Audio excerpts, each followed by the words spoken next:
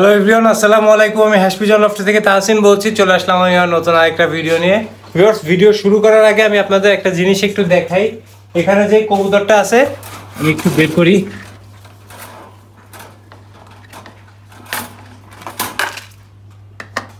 আমি বাচ্চাটার অবস্থা একটু দেখাই আপনাদের। আপনারা এই বাচ্চাটা দেখেন, বাচ্চার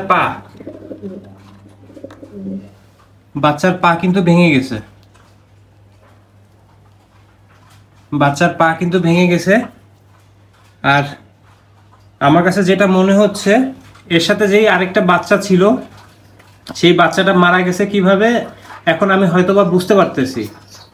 আমি একটা ভুল করছি। দেখেন বাচ্চার পা কিভাবে ভাঙছে, পুরো কিন্তু এই জয়েন্টের থেকে ভেঙে গেছে। এই বাচ্চাটা কিন্তু সারা জীবনের জন্য পঙ্গু হয়ে গেল। একটু বড় হওয়ার পরে আমি একে খাওয়ার জন্য দিয়ে দিব। আর আমার একটা ভুল ছিল, সেটা আমি আপনাদের সাথে একটু শেয়ার করি।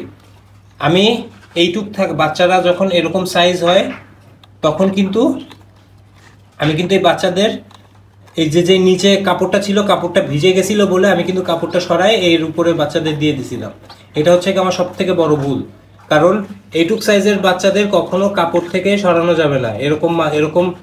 এটাকে মালছাই আমি বলি, এরকম মালছাই কিন্তু দেওয়া যাবে না। কারণ হচ্ছে বাচ্চাদের পা সহজে এর ভিতরে ঢুকে যেতে পারে। আমার কাছে কেন জানি মনে হচ্ছে বাচ্চার পা হয়তোবা এখানে ঢুকে গেছিল, এর ভিতরে ঢুকে গেছিল। বাবা হচ্ছে এর পা এর উপরে এসে দাঁড়াইছে বা এ বের করতে পারতেছিল না, তখনই কিন্তু বেমর লেগে পাটা ভেঙে গেছে। বাচ্চারা কিন্তু এর থেকে বড় সাইজ হলে এখানে যে কাপড়টা থাকে সেই কাপড় সরাই দিলে প্রবলেম হয় না, কিন্তু বাচ্চাদের এরকম সাইজ থাকলে কিন্তু এই কাপড় সরানো যাবে না। কারণ হচ্ছে বাচ্চাদের কিন্তু এই যে যেরকম এটার পা ভেঙে গেছে, আগেরটাও কিন্তু আমার কাছে কেন জানি মনে হচ্ছে যে এর ভিতরে আটকা পড়ে মারা গেছে। খাওয়ার জন্য না, এর ভিতরে আটকা পড়ে হয়তোবা মারা গেছে। তো এখন এটার থেকে আজকে আমি অনেক কিছুই শিখলাম। আগে পরে হচ্ছে কি কাপড়টা আমি সরাই দিছি, কিন্তু আরেকটু বড় থাকার মানে আরেকটু কবুতর বাচ্চা বড় হওয়ার পরে দিছি। এইটুক সাইজের থেকে কোনো সময় আমি দিই নাই। এবার হচ্ছে প্রথম দিছি, আর এবারই দেখেন আমার কত বড় ক্ষতি হয়ে গেল। এখন আল্লাহ ভরসা। আপনারা আমার কালকের ভিডিওতে দেখছেন আমি এদের কিন্তু বৃষ্টির পানি ধরে রাখছিলাম, সেই পানি দিয়ে গোসল করাইছিলাম। আজকে আমি এদের গোসল করাবো। এখানে হচ্ছে গিয়ে আমি ওদের সব কটাকে ছাড়বো, ছেড়ে গোসল করাবো।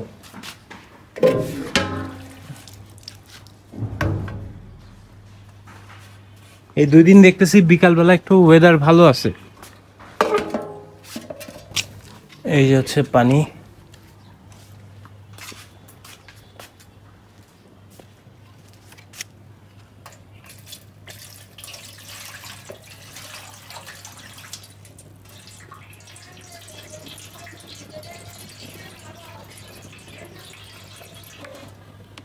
এটুকে ময়লা, এটুকু আর দিব না।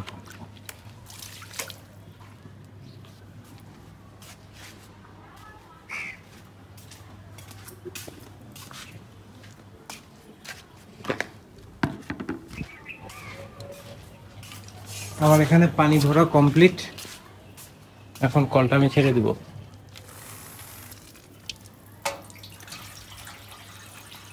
পানি ভরতে লাগবে। আমি একটা কাজ করবো, আমি যেহেতু ফ্লাইং শেডটা খুলে দিব, দেখেন চুড়ি কিন্তু এখান থেকে পলায় আসে। আমি যেহেতু ফ্লাইং শেডটা খুলে দেবো, সেহেতু এই কবুতরটা আমার ঘর ছিল না, এর পাখাটা আমি কেটে দিব। তো আসলে আমরা এটার পাখাটা আগে কাটি। যেহেতু আমার কাছে কেচি নাই, আমি নেল কাটার দিয়ে কাটবো।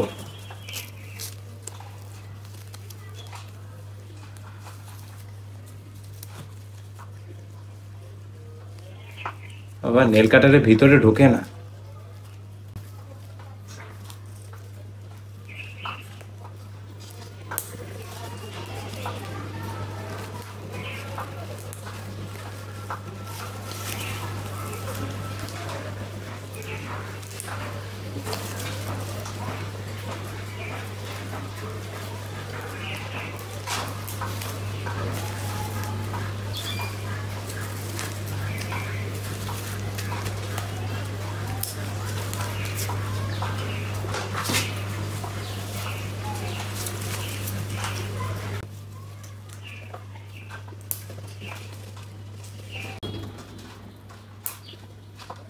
এই যে আমি কিন্তু কেটে দিলাম এর পাখাগুলো।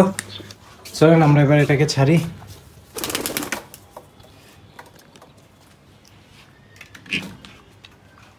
এটাকে আমি ছেড়ে দিলাম, এবার ফ্লাইং শেডটা খুলে রাখবো, যদি ওরা বাইরে উঠে উঠুক। আমি ফ্লাইং শেডটা খুলে দিলাম, দেখেন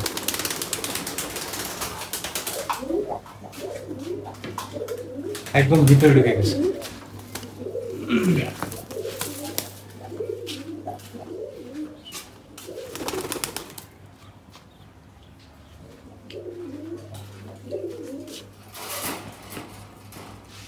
এবার আমি বাদ বাকিগুলো কবুতর ছেড়ে দিই। এবার আমি এই কবুতরগুলো ছেড়ে দিই।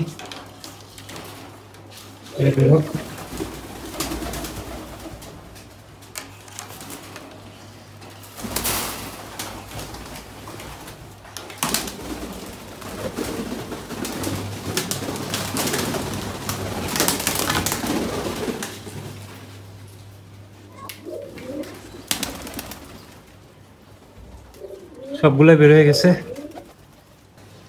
ভিউয়ার্স, এই কবুতরগুলো একটু বাইরে থাক, গোসল করলে গোসল করুক। আমি এর মধ্যে লফটা পরিষ্কার করে ফেলবো আর এদের খাবার দিয়ে দেবো, আর মদ্দাদের খাবার দিব আমি বাইরে। ভিউয়ার্স, আজকের ভিডিও আর বেশি বড় করবো না। আজকের ভিডিওটা এ পর্যন্ত। ভালো লাগলে অবশ্যই লাইক, কমেন্ট, শেয়ার এবং অবশ্যই আমার চ্যানেলটা সাবস্ক্রাইব করে আমার পাশে থাকবেন। আসসালামু আলাইকুম।